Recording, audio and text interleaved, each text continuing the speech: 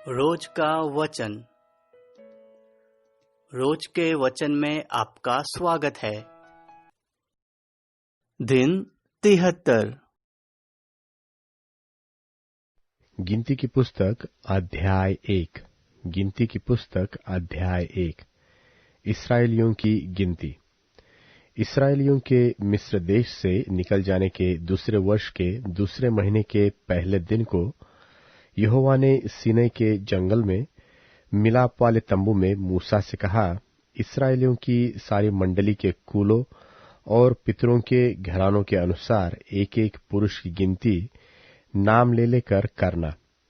जितने इस्राएली 20 वर्ष व उससे अधिक अवस्था के हो और जो युद्ध करने के योग्य हो, उन सबों को उनके दलों के अनुसार तू और हारून गिन ले, और तुम्हारे साथ एक एक गोत्र का एक एक पुरुष भी हो, जो अपने पितरों के घराने का मुख्य पुरुष हो।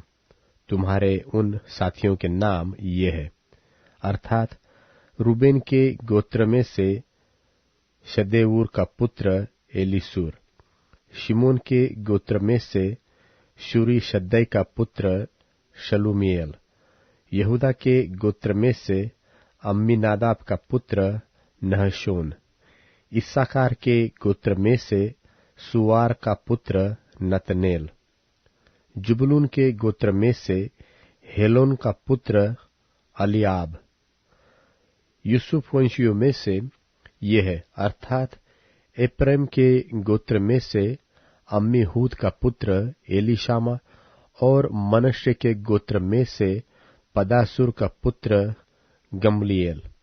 बिन्यामीन के गोत्र में से गिदोनी का पुत्र अबीदान।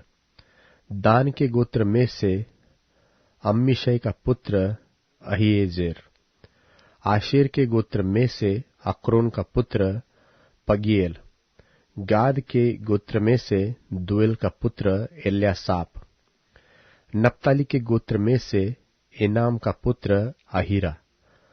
मंडली में से जो पुरुष अपने अपने पितरों के गोत्रों के प्रधान होकर बुलाए गए हैं, ये वही है, और ये इस्राएलियों के हजारों के मुख्य पुरुष थे।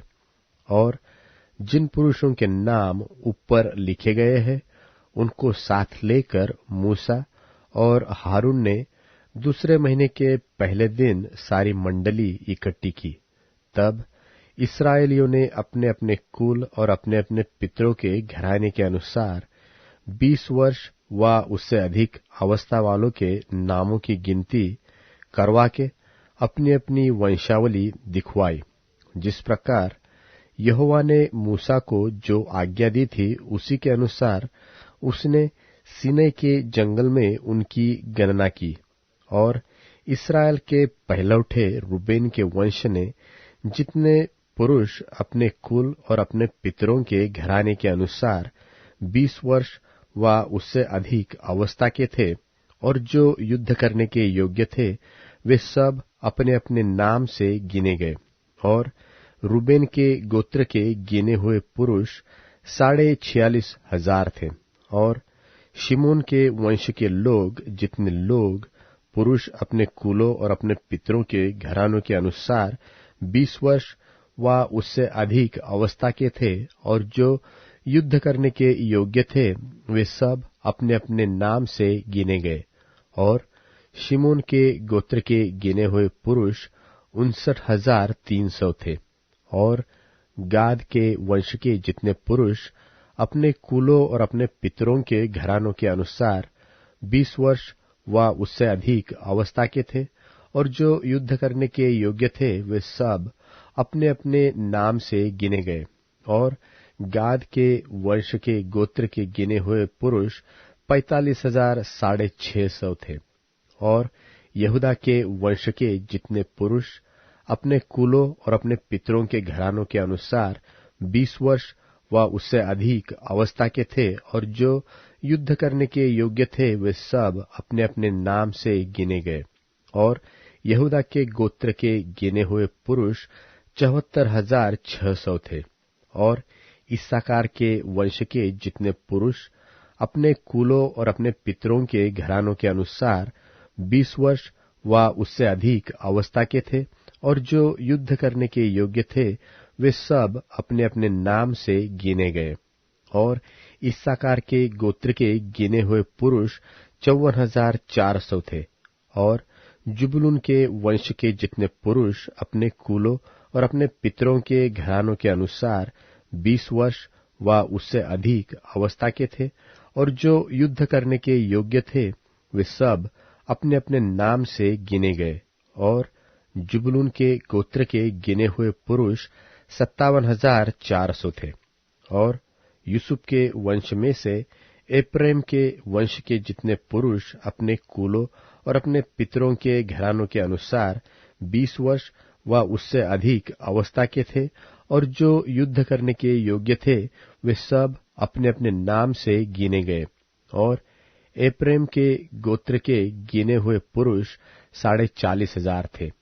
और मनश्शे के वंश के जितने पुरुष अपने कुलों और अपने पितरों के घरानों के अनुसार 20 वर्ष व उससे अधिक अवस्था के थे, और जो युद्ध करने के योग्य थे वे सब अपने अपने नाम से गिने गए। और मनश्शे के गोत्र के गिने हुए पुरुष 32,200 थे। और बिन्यामीन के वंश के जितने पुरुष अपने कुलों और अपने पितरों के घरानों के अनुसार 20 वर्ष व उससे अधिक अवस्था के थे, और जो युद्ध करने के योग्य थे वे सब अपने अपने नाम से गिने गए। और बिन्यामीन के गोत्र के गिने हुए पुरुष 35,400 थे। और दान के वंश के जितने पुरुष अपने कुलों और अपने पितरों के घरानों के अनुसार 20 वर्ष व उससे अधिक अवस्था के थे, और जो युद्ध करने के योग्य थे वे सब अपने अपने नाम से गिने गए। और दान के गोत्र के गिने हुए पुरुष 62,700 थे। और आशेर के वंश के जितने पुरुष अपने कुलों और अपने पितरों के घरानों के अनुसार 20 वर्ष व उससे अधिक अवस्था के थे, और जो युद्ध करने के योग्य थे वे सब अपने अपने नाम से गिने गए। और आशेर के गोत्र के गिने हुए पुरुष 41,500 थे। और नप्ताली के वंश के जितने पुरुष अपने कुलों और अपने पितरों के घरानों के अनुसार 20 वर्ष व उससे अधिक अवस्था के थे, और जो युद्ध करने के योग्य थे वे सब अपने अपने नाम से गिने गए। और नप्ताली के गोत्र के गिने हुए पुरुष 53,400 थे। इस प्रकार मूसा और हारून और इस्राएल के 12 प्रधानों ने, जो अपने अपने पितरों के घराने के प्रधान थे, उन सबों को गिन लिया, और उनकी गिनती यही थी। सो जितने इस्राएली 20 वर्ष व उससे अधिक अवस्था के होने के कारण युद्ध करने के योग्य थे, वे अपने पितरों के घरानों के अनुसार गिने गए। और वे सब गिने हुए पुरुष मिलाकर 6,03,550 थे। इनमें लेवीय अपने पितरों के गोत्र के अनुसार नहीं गिने गए, क्योंकि यहोवा ने मूसा से कहा था कि लेवीय गोत्र की गिनती इस्राएलियों के संग न करना, परंतु लेवियों को साक्षी के तंबू पर और उनके कुल सामान पर निदान जो कुछ उससे संबंध रखता है उस पर अधिकारी नियुक्त करना, और कुल सामान सहित निवास को वे ही उठाया करे, और वे ही उसमें सेवा टहल भी किया करे, और तंबू के आसपास वे ही अपने डेरे डाला करे। और जब जब निवास का कूच हो तब तब लेवीय उसको गिरा दे, और जब जब निवास को खड़ा करना हो तब तब लेवीय उसको खड़ा किया करे, और यदि कोई दूसरा समीप आए तो वह मार डाला जाए। और इस्राएली अपना अपना डेरा अपनी अपनी छावनी में और अपने अपने झंडे के पास खड़ा किया करे, पर लेवीय अपने डेरे साक्षी के तंबू ही की चारों ओर खड़े किया करे, कहीं ऐसा न हो कि इस्राएलियों की मंडली पर कोप भड़के। और लेवीय साक्षी के तंबू की रक्षा किया करे। जो आज्ञाएं यहोवा ने मूसा को दी थी, इस्राएलियों ने उन्हीं के अनुसार किया।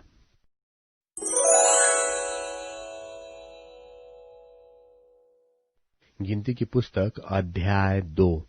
गिनती की पुस्तक अध्याय 2।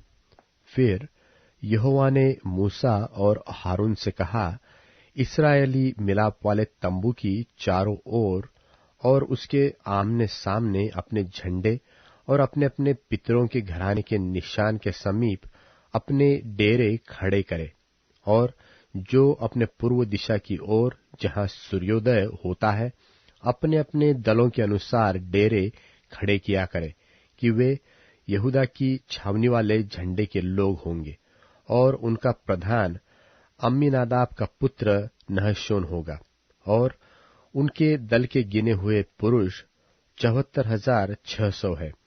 उनके समीप जो डेरे खड़े किया करे वे इस्साकार के गोत्र के हो, और उनका प्रधान सुआर का पुत्र नतनेल होगा, और उनके दल के गिने हुए पुरुष 54,400 है। इनके पास जुबुलून के गोत्र वाले रहेंगे, और उनका प्रधान हेलोन का पुत्र एलिआब होगा, और उनके दल के गिने हुए पुरुष 57,400 है।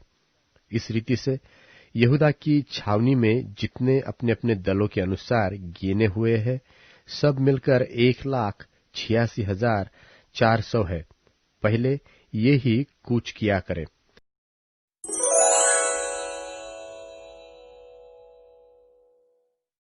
एलिजाबेथ के गर्भवती होने के 6ठे महीने में गलील के एक शहर नासरत में जिब्राइल स्वर्गदूत मरियम नाम की एक कुंवारी के पास भेजा गया, जिसकी सगाई दाऊद के वंशज यूसुफ से हुई थी। स्वर्गदूत ने आकर मरियम से कहा, खुशी मनाओ, प्रभु तुम्हारे साथ है और उनकी बड़ी कृपा तुम पर हुई है। स्वर्गदूत की यह बात सुनकर मरियम उलझन में पड़ गई, और उसे बड़ा आश्चर्य हुआ कि यह किस तरह का अभिवादन है। स्वर्गदूत ने उससे कहा, हे मरियम, तुम डरो मत, क्योंकि तुम पर प्रभु की बड़ी कृपा हुई है। देखो, तुम्हारे एक बेटा पैदा होगा, जिसका नाम तुम यीशु रखना। वह महान होगा और सर्वशक्तिमान परमेश्वर का बेटा कहलाएगा। प्रभु परमेश्वर उस बेटे के पूर्वज दाऊद के तख्त पर उन्हें बिठाएंगे। वह हमेशा याकूब के घराने पर शासन करेंगे, और उनका शासन कभी खत्म नहीं होगा। तब मरियम ने स्वर्गदूत से कहा, मेरा तो किसी पुरुष से संबंध ही नहीं है, ये हो कैसे सकता है? स्वर्गदूत ने उत्तर दिया, पवित्र आत्मा तुम्हारे ऊपर उतरेगा और महाशक्तिशाली की ताकत तुम्हारे ऊपर छा जाएगी। इसलिए जो पवित्र जन पैदा होगा वो परमेश्वर का पुत्र कहलाएगा। और देखो, तुम्हारी रिश्तेदार एलिजाबेथ भी अपने बुढ़ापे में गर्भवती हुई है। हालांकि वो बांस थी, फिर भी उसका 6ठा महीना चल रहा है। परमेश्वर के मुख से निकली बात असर रहित नहीं होती है। मरियम ने कहा, देखो, मैं प्रभु की सेविका हूँ, इसलिए जो तुम कह रहे हो वैसा ही हो। तब स्वर्गदूत वहां से चला गया।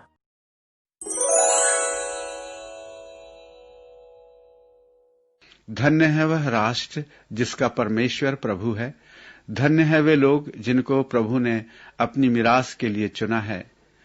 प्रभु स्वर्ग से नीचे निहारता है, वह समस्त मानव जाति को देखता है। वह उस स्थान से जहां वह सिंहासन पर विराजमान है, धरती के समस्त निवासियों पर दृष्टिपात करता है। वही उन सब के हृदय को गढ़ता है और उनके सब कार्यों का निरीक्षण करता है। राजा का उद्धार उसकी विशाल सेना से नहीं होता, वीर पुरुष की मुक्ति उसके अपार बल से नहीं होती। विजय प्राप्त करने के लिए अश्व सेना दुराशा मात्र है, वह अपनी बड़ी शक्ति से भी बचा नहीं सकती। देखो, प्रभु की दृष्टि उन लोगों पर है जो उससे डरते हैं, और उन पर है जो उसकी करुणा की प्रतीक्षा करते हैं, जिससे वह उनके प्राण को मृत्यु से मुक्त कर रखे और अकाल के समय उन्हें जीवित रखे। हम प्रभु की प्रतीक्षा करते हैं, वह हमारा सहायक और हमारी ढाल है। प्रभु में हमारा हृदय हर्षित होता है, क्योंकि हम प्रभु के पवित्र नाम पर भरोसा करते हैं। प्रभु, तेरी करुणा हम पर हो, जैसे कि हमने तुझसे आशा की है।